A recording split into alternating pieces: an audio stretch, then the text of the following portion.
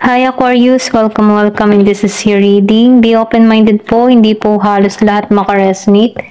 Kaya piliin nyo na lamang and thank you nga po pala sa mga nag-subscribe, lalo na sa mga bumabalik.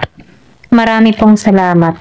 Give me the message for Aquarius. Ano yung mensahe sa'yo? Give me the message for Aquarius.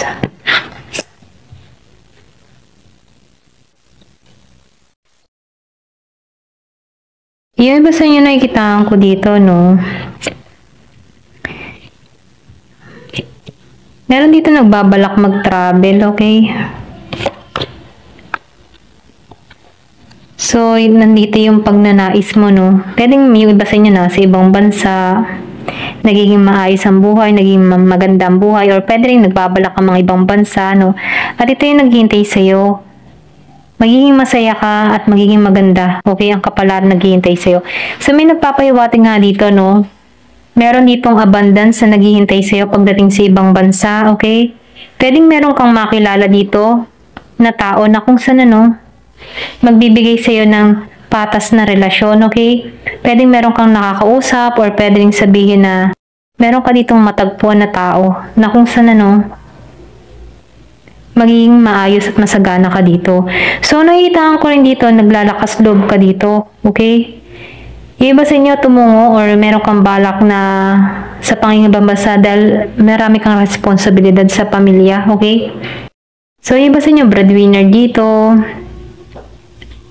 Pero ganun pa man, ano, nakikitaan ko dito yung pagpupunyagi, pagtatagumpay, may kagalakang kasiyahan, naghihintay dito. Magtatagumpay ka sa gagawin mo, okay? Or sa paglalakbay mo.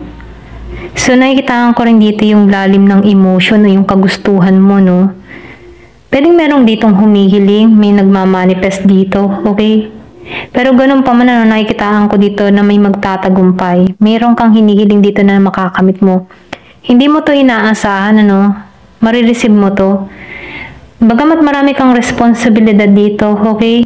Matatapos na to, okay? Kasi nakikitaan ko dito, yung pagod, yung hirap na naranasan mo, may kapalit na tagumpay dito, okay? So, meron ditong selebrasyon. Yung iba sa inyo, meron pagkikitang muli. Pwedeng kaibigan, kaanak, o kung meron kang LDR situation, meron ditong pagkikitang muli. Meron ding past lover dun sa iba. So, meron ako nakikita ditong transformation, may pagbabago, may kagalakan. So, nakikitaan ko dito yung saya. May magiging masaya.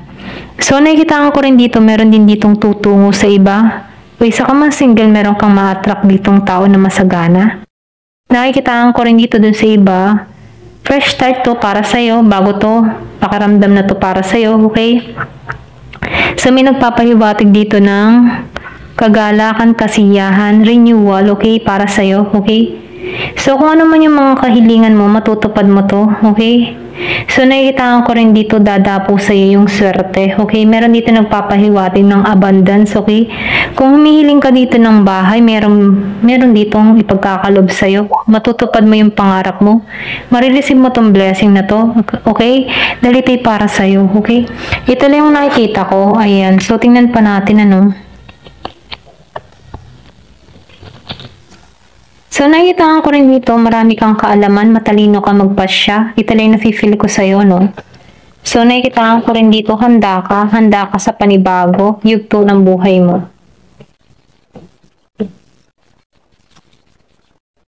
So, nakikitaan ko rin dito, meron kang mga tinanggalan, ano? So, meron ditong desire. So, nakikitaan ko dito, meron kang ma-attract ditong tao, okay? Gusto ka nito, nais ka nito. Andun yung pagnanais ng tao nito. So, may naman mag-cleansing ka dito kung meron ka mga nararamdaman na kung ano-ano, okay?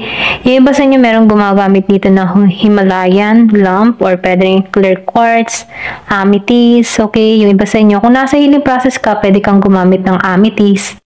So, kung ikaw naman nag-cleansing, pwede kang gumamit ng white sage or pwede rin palo santo, okay?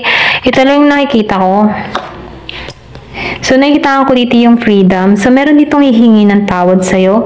Yung iba sa inyo, kung meron kang past lover o meron ditong kaalitan or nakaaway, meron ditong paghingi ng tawad. or pwede rin sabihin na palayain mo yung sarili mo dito, okay? Ito lang yung mensahe, or pwede rin patatawarin mo na itong mga tao na to na nagbigay sa'yo ng pasakit, ano? Handa ka na patawarin to at palayain yung sarili mo, okay? Sa emotion na nararamdaman mo. Yung bigat ng emotion. So, lumabas ang release, ano?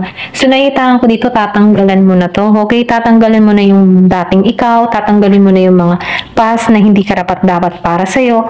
So, tinatanggalan mo na yung old energy, okay? Para nang sa ganun, no, makapasok yung new energy kasi nag-cleansing ka na dito. Meron kang inaalisan, meron kang tinatanggalan, okay? Pwedeng bagong tinatanggalan mo na yung mga lumang habit, ayan. Dito ka sa pagbabago. So, andito ka sa the feminine or divine feminine, ano? So, nakikitaan ko dito na naibabalik mo yung konfiyansa mo, confident mo, no? So, andito ka sa willpower mo. Kaya mo magdesisyon sa nais mo, okay? So, kaya mo magpasya dito. Ito lang nakikita ko. Kasi nakikitaan ko dito, tinanggalan mo na yung mga masasakit na karanasan, okay? May bagong simula sa'yo dito. So, nakikitaan ko din dito, yung iba sa inyo, nagkaroon ka dito ng kaalaman or karunungan, or pwede rin sabihin, nag-guide ka through tarot dun sa iba, no? Or pwede rin mahilig ka magpabasa o magpahula, okay? Ito na yung nakikita ko. So, nakikita ko dito na nalampasan mo yung mga pagsubok na kinaharap mo kasi nabigyan ka dito ng kaliwanagan, okay? Ito lang yung nakikita ko. Ayan. Thank you for watching. Love and peace.